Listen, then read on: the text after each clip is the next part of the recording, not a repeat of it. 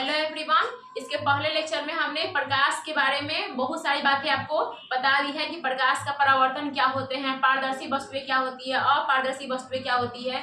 जितनी वस्तुएं आपको मैंने बता दिया सभी बातों के बारे में, प्रकाश का परावर्तन क्या होते हैं, प्रकाश के परावर्तन के नियम क्या होते हैं, ये सारी बातें बता दी आपको। उसका बताई हमने कि समतल दर्पण जो होती है, समतल दर्पण जो होती है उसका उसमें परावर्तन की क्या क्या शर्तें होती है, सब बातें मैंने आपको इसके पहले लेक्चर में क्या कर दिया, आपको समझा दिया। ठीक है, उसके बाद हमने क्या बताया कि समतल दर्पण का उपयोग कहाँ कहाँ पे होता है। हमने उसका कुछ प्रैक्टिकल एग्जांपल भी आपको दिखाया कि समतल दर्पण का उपयोग बहुरूपदर्शी में होती है और साथ ही किसमें होती है, आपका पेरिस्कोप में होती है। अब हम आते हैं आपका प्रतिबिंब में। किसमें आएंगे हम, प्रतिबिंब यानी कि इमेज में आएंगे। क्या होता है आपका इमेज, देखिए किसी बिंदु स्रोत से इमेज क्या होता है, प्रतिबिंब किसे कहते हैं। आपके एग्जाम में क्वेश्चन पूछता है इसमें, तो इसीलिए आपको बताया आपको कि इमेज क्या होता है, प्रतिबिंब क्या होता है। तो देखिए क्या होता है, किसी बिंदु स्रोत से आती प्रकाश की किरणें, किसी बिंदु स्रोत से आती प्रकाश की किरणें दर्पण से परावर्तन के बाद जिस बिंदु पर मिलती है, किसी बिंदु स्रोत से आती हुई प्रकाश की किरणें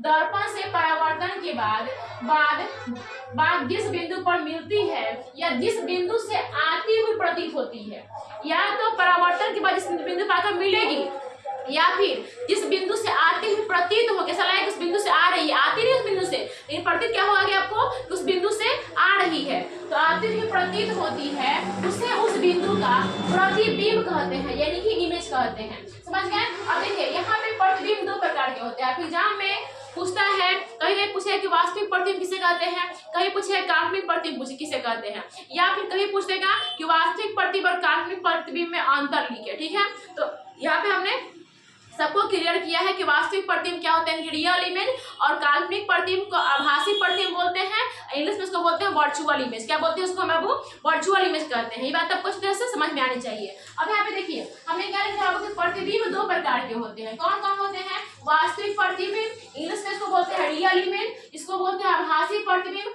इसका एक और नाम होता है काल्पनिक प्रतिबिंब, इसको हम वर्चुअल इमेज भी कहते हैं। कोई दिक्कत तो आपको नहीं होना चाहिए। अगर देखिए वास्तविक प्रतिबिंब क्या होता है, किसी बिंदु स्रोत से आती प्रकाश की किरणें दर्पण से परावर्तन के बाद जिस बिंदु पर वास्तव में मिलती है, सच में मिलती है, ऐसा नहीं होना चाहिए कि वाकई में सच में मिलती है, जिस बिंदु पर वास्तव में मिलती है उसे उस बिंदु का वास्तविक प्रतिबिंब कहते हैं। क्या कहते हैं बाबू, उसे उस बिंदु का वास्तविक प्रतिबिंब कहते हैं। समझ में आ गया बाबू। अब दूसरा पॉइंट लिखा है, इसे पर्दे पर उतारा जा सकता है। वास्तविक प्रतिबिंब ऑब्जेक्टिव क्वेश्चन पूछता है, किस प्रतिबिंब को पर्दे पर उतारा जा सकता है, तो किसे, आपके वास्तविक प्रतिबिंब को पर्दे पर उतारा जा सकता है। दूसरा पॉइंट वास्तविक प्रतिबिंब होता है कि वास्तविक प्रतिबिंब हमेशा वस्तु के सापेक्ष, वस्तु आपका ऐसे रखा हुआ है ना बाबू, तो वास्तविक प्रतिबिंब जो बनेगा बिल्कुल ऐसे बनेगा, मतलब वस्तु की अपेक्षा वास्तविक प्रतिबिंब हमेशा उल्टा बनता है। कैसा बनता है बाबू, हमेशा उल्टा बनता है। अगर वस्तु का, अगर ये वस्तु है, ये इसका प्रतिबिंब है, अगर वस्तु का ऐसे रखा तो प्रतिबिंब कैसे बनेगा, ऐसे बनेगा। समझ रहे हो ना। तो वास्तविक प्रतिबिंब वस्तु की अपेक्षा हमेशा हर समय उल्टा ही बनेगा। समझ गए। तो वास्तविक प्रतिबिंब की तीन बातें हमने बताई। पहला, किसी बिंदु स्रोत से आती प्रकाश की किरणें दर्पण से परावर्तन के बाद जिस बिंदु पर वास्तव रूप से मिलती है, वास्तव में मिलती है, उसे हम वास्तविक प्रतिबिंब कहते हैं। वास्तविक प्रतिबिंब को बाबू पर्दे पर उतारा जा सकता है। और तीसरा, वास्तविक प्रतिबिंब वस्तु की अपेक्षा हमेशा उल्टा बनता है। कैसा बनता है बाबू, हमेशा उल्टा बनता है। बात समझ में आ गया।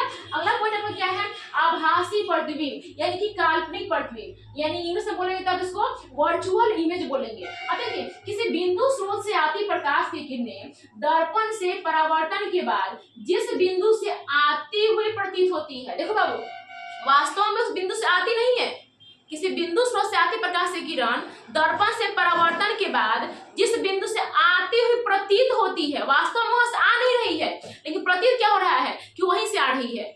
लग क्या रहा है कि आपको जो आपका फोकस जो आपका दर्पण से परावर्तन के बाद जो आ रही है किरणें, लगेगा कि वहां से आ रही है, लेकिन वास्तव में वहां से आ नहीं रही है। तो ठीक है ना। तो यही बात कह रहा है, किसी बिंदु स्रोत से आती प्रकाश की किरणें दर्पण से परावर्तन के बाद जिस बिंदु से आती हुई प्रतीत होती है, उसे उस बिंदु का आभासी प्रतिबिंब कहते हैं। वास्तव में आती नहीं है लेकिन आती हुई प्रतीत होती है, उसे क्या कहते हैं, उस बिंदु का हम आभासी प्रतिबिंब कहते हैं। अब देखिए आभासी प्रतिबिंब को पर्दे पर नहीं उतारा जा सकता है। याद करो बाबू, समतल दर्पण में जब प्रतिबिंब कैसा बनता है आपका, आभासी बनता है। तो समतल दर्पण में प्रतिबिंब कैसा बनता है आपका, आभासी बनता है। वहां पे भी हमने बताया था कि इसे पर्दे पर नहीं उतारा जा सकता है। क्या किया जा सकता है, इसे पर्दे पर नहीं उतार सकता है। तो बात पे लिखा है कि आभासी प्रतिबिंब को पर्दे पर नहीं उतारा जा सकता है। अगला पॉइंट क्या है, प्रतिबिंब वस्तु की अपेक्षा सीधा बनती है। इसमें जो प्रतिबिंब आपको कैसा भी हो, जैसे आपका प्रतिबिंब ऐसा वस्तु ऐसा रखे हुए हैं तो प्रतिबिंब कैसा बनेगा, बिल्कुल सीधा ही बनेगा। कैसे बनेगा, प्रतिबिंब हमेशा वस्तु की अपेक्षा कैसा बनेगा, सीधा बनेगा। लेकिन वहीं पे अगर वास्तविक प्रतिबिंब की बात करें जाए बाबू, तो वहाँ पे वास्तविक प्रतिबिंब कैसा बनेगा, हमेशा उल्टा बनेगा। तो ये हुआ आपका डिफरेंस। अगर पूछेगा तो आप आराम से लिख सकते हो कि वास्तविक प्रतिबिंब में और काल्पनिक प्रतिबिंब में क्या डिफरेंस है, लिख सकते हो। अगर अलग अलग पूछे कि प्रतिबिंब किसे कहते हैं, वास्तविक प्रतिबिंब किसे कहते हैं, आभासी प्रतिबिंब किसे कहते हैं, तब भी आप अच्छे से डिफरेंस के साथ बढ़िया से लिख सकते हो। ठीक है ना। अभी यहाँ पे मैंने सारी बात कर दी, आपको बता दी कि वास्तविक प्रतिबिंब क्या होता है और काल्पनिक प्रतिबिंब और आभासी प्रतिबिंब क्या होता है। इसमें एक और पॉइंट कभी कभी एग्जाम में पूछता है कि आभासी प्रतिबिंब जो होती है ना बाबू, उसको हम सीधे ऐसे मिलाते हैं। आभासी प्रतिबिंब के लिए लाइन ऐसे खींचते हैं हम। आभासी प्रतिबिंब के लिए हम लाइन कैसे खींचते हैं, बिल्कुल कंटिन्यूअस लाइन खींचते हैं। लेकिन वहीं पे जब हम काल्पनिक प्रतिबिंब के लिए प्रतिबिंब जब ड्रॉ करेंगे तो उसके लिए लाइन कैसे खींचेंगे, बिल्कुल टूटी हुई रेखा में कैसे खींचेंगे, टूटी लाइन खींचेंगे। तो ये पॉइंट कभी कभी एग्जाम में पूछ देता है। ठीक है ना। या फिर आपके एग्जाम में भी कभी कभी खखोर के पूछने वाला कोई जो होता है ना, खखोरन लोग होता है, तो पूछता है बताओ वास्तविक प्रतिबिंब कैसे पहचान करें कि वास्तविक प्रतिबिंब है काल्पनिक प्रतिबिंब है। तो पहला तो पहचान कर लो कि उसका प्रतिबिंब कैसा बनेगा, हमेशा वास्तविक प्रतिबिंब हमेशा उल्टा बनेगा, तो उसे पहचान लोगे। दूसरा पहचान लोगे कि आपका जो काल्पनिक प्रतिबिंब होगा सीधा बनेगा। क्या बनेगा, हमेशा सीधा बनेगा। दूसरा पहचान क्या होगा उसका, कि वास्तविक प्रतिबिंब कंटिन्यूअस लाइन होगा। वास्तविक प्रतिबिंब जो लाइन है कैसी होगी बाबू का, कंटिन्यूअस होगी। लेकिन वहीं पे जो काल्पनिक प्रतिबिंब लाइन होगी ना, टूटी रेखा में होगी। कैसी होगी, टूटी रेखा में होगी। बाबू अगर आपको इस लेक्चर में कहीं पे भी कोई दिक्कत अगर आई है तो आप कमेंट करके जरूर पूछिएगा बाबू, और यही बताइएगा बाबू कि आपको ये लेक्चर कैसा लगा। ठीक है, चलिए अगर वीडियो आपको अच्छा लगता है बाबू तो लाइक सब्सक्राइब और शेयर जरूर करें बाबू। Thank you.